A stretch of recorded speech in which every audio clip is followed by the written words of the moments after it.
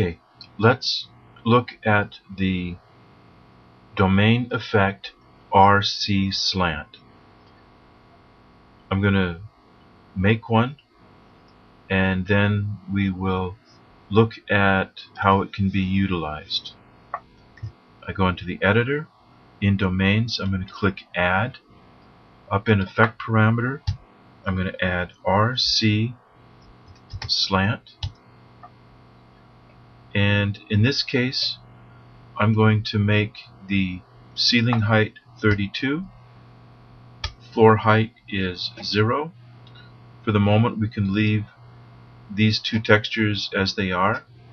We go over to walls, and let's just put a wall here, and we have to front this wall on domain 1 because that's the domain we're surrounding.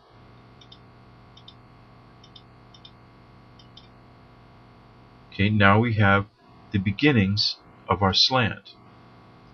If we look at it, it is just a box. There's no real slant to it. Also, you'll notice that the part you stand on is dictated by the ceiling. That's the same as with an R box. So let's change this to tile 01, and we'll just leave this as tile 01. Now then, save, load, edit.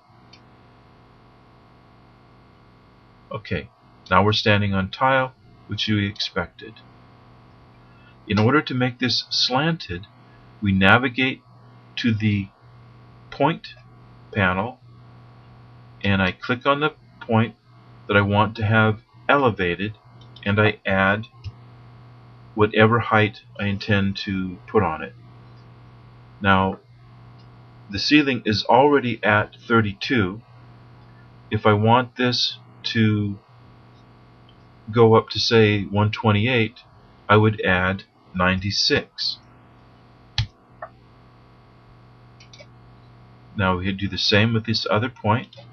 We add 96. Save, load, edit.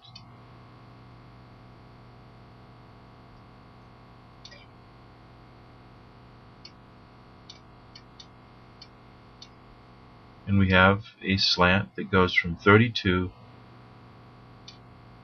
to 128.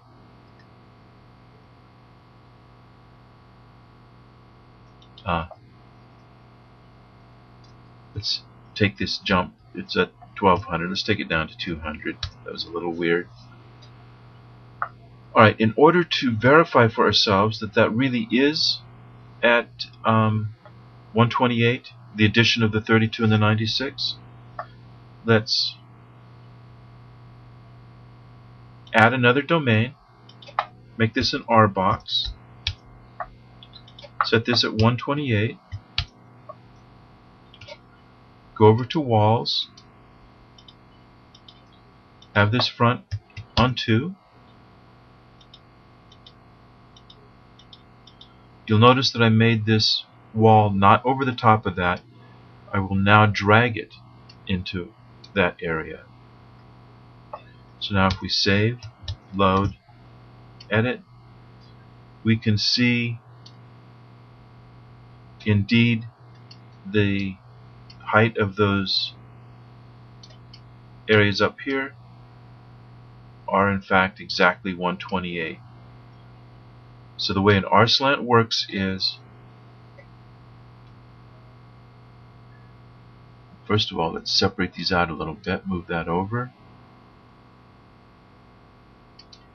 This point here, its actual Z level is whatever you enter in on the point panel and the natural height